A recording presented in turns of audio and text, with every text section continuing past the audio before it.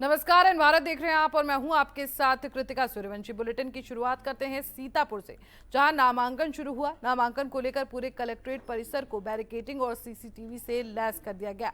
नामांकन को लेकर जिलाधिकारी ने जायजा लिया। जिले में चौथे चरण में लोकसभा चुनाव के लिए मतदान होगा। इसके लिए आज से ही नामांकन शुरू हो गए हैं। लोकतंत्र के महापर्व के नामांकन प्रक्रिया को सकुशल कराए जाने के उद्देश्य से जिला निर्वाचन अधिकारी ने दौरा किया और जायजा लिया। जिले में चौथे चरण में लोकसभा चुनाव के लिए मतदान होना है। इसके लिए आज से नामांकन शुरू हो गया है। आपको बता दें कि लगातार जो है वहां पर तैयारियां की जा रही हैं। जिलाधिकारी अनुज सिंह ने अपर जिलाधिकारी और अन्य अधिकारियों के साथ नामांकन स्थल कलेक्ट्रेट परिसर का भ्रमण कर नामांकन कक्ष और सुरक्षा व्यवस्था के दृष्टिगत बैरिकेडिंग की कार्य तथा वाहनों में भीड़ के नियंत्रण को लेकर भी लगातार जो है प्रयास किए जा रहे हैं जिलाधिकारी द्वारा, इसके अलावा प्रशासन द्वारा।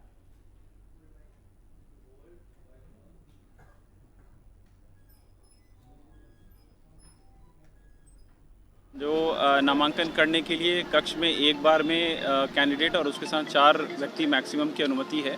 और जो हमने जो 100 मीटर का बैरियर खींचा है दोनों साइड में, वहाँ तक केवल 3 गाड़ियों का प्रवेश रहेगा किसी एक पर्टिकुलर कैंडिडेट के लिए। तो इन सभी चीज़ों को लेके हम लोगों ने अपनी सुरक्षा व्यवस्था इंश्योर कर लिया है और बहुत ही शांतिपूर्ण तरीके से यहाँ पे नामांकन प्रक्रिया कराई जाएगी। देवरिया लोकसभा सीट से बीजेपी उम्मीदवार शशांक मणि त्रिपाठी के देवरिया पहुंचने पर जोरदार स्वागत किया गया। उनका जगह जगह बीजेपी समर्थकों ने फूल मालाओं से उनका स्वागत किया। वहीं बीजेपी उम्मीदवार शशांक मणि त्रिपाठी ने एक सवाल के जवाब में कहा कि एक बार फिर 400 पार। पिछले 10 सालों में जो विकास के कार्य किए गए हैं उसको और आगे बढ़ाने का काम किया जाएगा। जनता के बीच किए गए वादों को पूरा करना मेरा संकल्प होगा।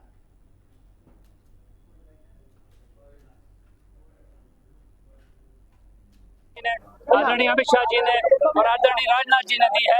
इसके लिए इसकी जिम्मेदारी क्या है? 5 साल की तो है ही, लेकिन ये 5 साल शुरुआत है अगले 25 साल के लिए, अमृतकाल के विकास के शंखनाद के लिए। आइए मिलजुल के सबके प्रयास से सबका विकास, जो आदरणीय मोदी जी का मंत्र है, उससे अपने क्षेत्र को आगे बढ़ाएं। मैं समझता हूँ जो कार्य पिछले सांसदों ने किया है बहुत महत्वपूर्ण है। उसके ऊपर मैं एक और इमारत बनाना चाहता हूँ जो कलराज जी ने, रघुपति जी ने किया है। उसके ऊपर भारतीय जनता पार्टी के सौजन्य से हम लोग एक बहुत अच्छी विकास की इमारत बनाएंगे। इसमें सब लोग शामिल हैं। यहाँ पर इतना बड़ा जन सैलाब है, आप देख रहे हैं किस प्रकार की उमंग है। हम लोग 400 पार तो करेंगे ही, लेकिन यहाँ पर भी लाखों की जीत दर्ज करेंगे। बहुत बहुत धन्यवाद।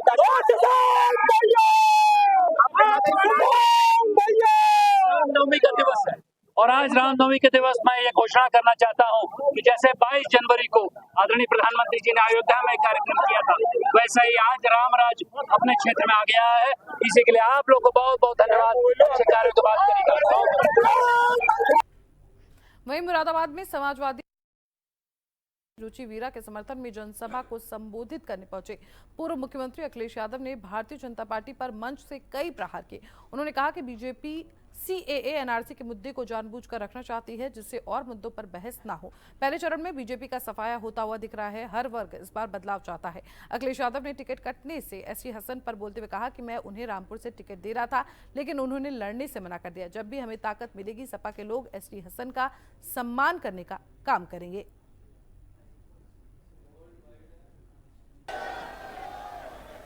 जयवीर सिंह यादव जी, हमारे आपकी समाजवादी पार्टी के प्रत्याशी श्रीमती रुचि वीरा जी, समाजवादी पार्टी के नेता विधायक कमाल अख्तर जी,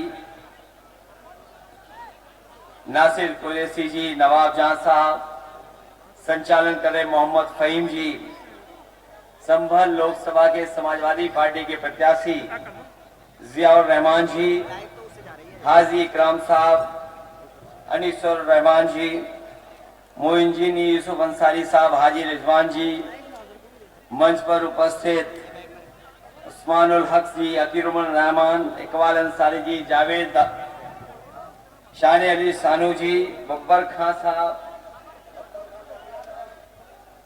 बाबर खान साहब, विकास चौधरी जी, जुगल किशोर जी, अमित प्रजापति जी, राशिद हुसैन, राजेश यादव जी, राजकुमार प्रजापति जी, विजयवीर यादव, हाजी अताउर रहमान साहब, डॉक्टर विकास चौधरी जी, युवा नेता फुरकान अली साहब, अमित प्रजापति दिखाई दे रहे हैं।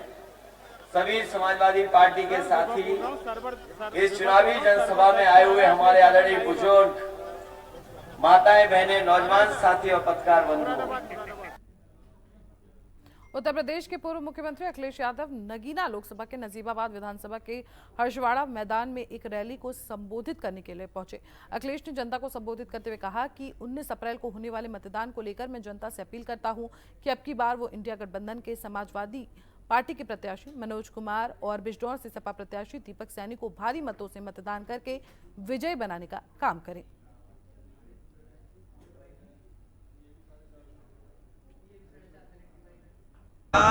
इंडिया गठबंधन समाजवादी पार्टी देना चाहती है और जब मौका मिलेगा तो उस पक्ष में काम करेगी। वहीं बड़े पैमाने पर नौजवानों की नौकरी छीनी और ये जानबूझ करके पेपर लीक कर रहे हैं। उत्तर प्रदेश में बीजेपी की सरकार है, जहां से पेपर लीक हो रहा वहां बीजेपी की सरकार है।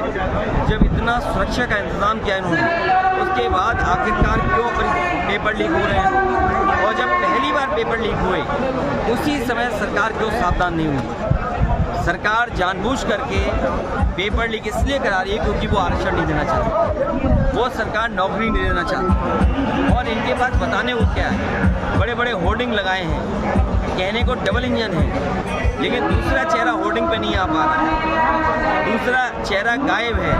और जनता वोट डाल के जो एक चेहरा बचा है उसको भी गायब कर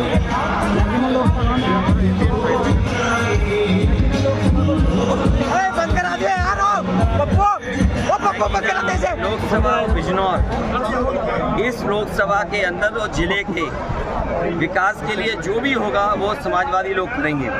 दूसरा मैं आपको बताना चाहता हूँ, आज इस जिले में अगर एम्बुलेंस चल रही है तो समाजवादियों की देन है। 100 नंबर जो आज 112 है, अगर पुलिस के पास इस तरह की गाड़ियों का इंतजाम अगर किसी ने किया तो समाजवादियों ने किया। पूरे बिजनौर में सब स्टेशन, जिससे ग्रामीण क्षेत्र में और शहरी क्षेत्र में पर्याप्त बिजली का इंतजाम। वहीं कन्नौज में रामनवमी पर निकल रही यात्रा को अराजकता का सामना करना पड़ा। इमाम चौक के बाहर से रामनवमी यात्रा में झंडा फाड़ने का अराजक तत्वों पर आरोप है। यात्रा में मौजूद हिंदू धर्म के लोगों ने सड़क पर धरना दिया। मौके पर एसपी संसार सिंह मौजूद रहे। घटनास्थल के आसपास के सीसीटीवी जांच के आदेश दिए गए हैं। मौके पर भारी पुलिस बल को भी तैनात किया गया। ये घटना कन्नौज कोतवाली क्षेत्र के कचहरी टोला मोहल्ले में इमाम चौक के पास की है।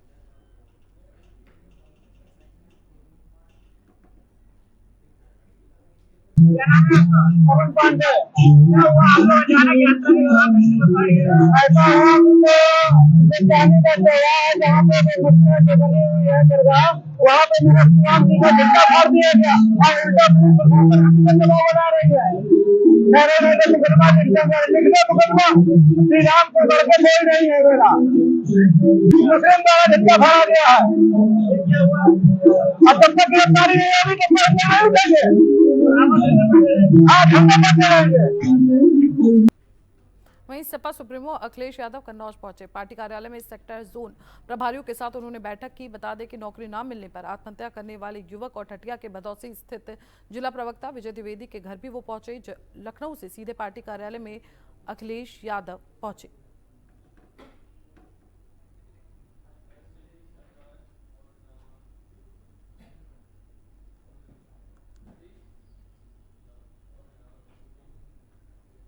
वहीं बाराबंकी में एक प्रेमी युगल का शव संदिग्ध परिस्थितियों में रेलवे ट्रैक पर छत-विचत अवस्था में ग्रामीणों को दिखाई दिया। ग्रामीणों ने इसकी सूचना पुलिस को दी। मौके पर पुलिस पहुंची और दोनों के शवों को कब्जे में लेकर पोस्टमार्टम के लिए जिला मुख्यालय भेज दिया। वहीं मृतक युवक की शिनाख्त हो चुकी है। मृतक युवती की शिनाख्त में पुलिस जुटी हुई है। पुलिस पूरे मामले की जनता से जांच पड़ताल कर रही है।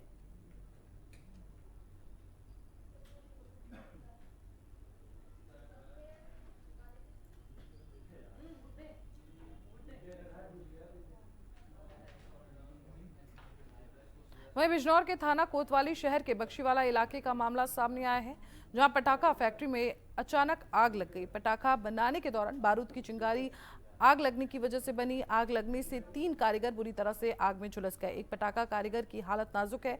तीनों झुलसे कारीगर जिला अस्पताल में भर्ती हैं। पुलिस की टीम मौके पर पहुंच चुकी है और जांच पड़ताल में जुटी हुई है।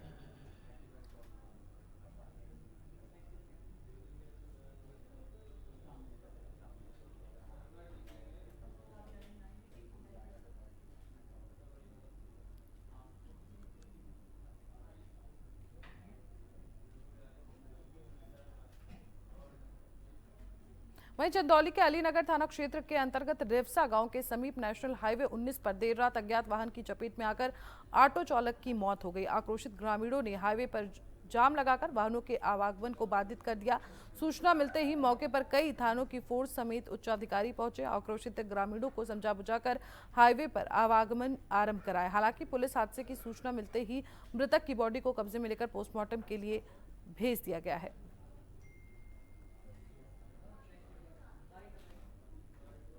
क्या है मामला? सड़क जाम करने की बात आ रही है। आज यहाँ पे विद्यालय के सामने रेवसा गाँव में संतोष नाम के एक व्यक्ति हैं जो ऑटो चालक थे। उनकी एक दुर्घटना में अज्ञात वाहन से टक्कर हुई और उनकी मृत्यु हो गई है। फलस्वरूप आक्रोशित ग्रामीणों ने नरेश में कुछ देर के लिए जाम लगा दिया था। उनको समझा बुझा के जाम समाप्त करा दिया गया और डेड बॉडी को पोस्टमार्टम के लिए मौचरी भेज दिया गया। मामले में क्या कार्रवाई की जा रही है? मामले में जो मृतक हैं उनके परिजनों की तारीफ पे अज्ञात वाहन के विरुद्ध FIR पंजीकृत किया जाएगा।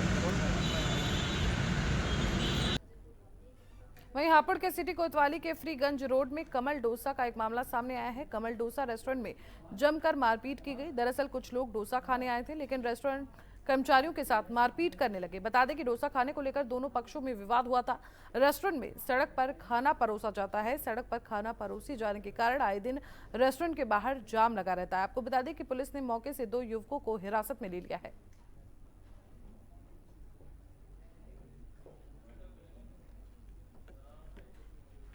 मेरे साथ इस बुलेटिन में इतना ही। देश और दुनिया की तमाम बड़ी खबरों के लिए देखते रहिए एन भारत।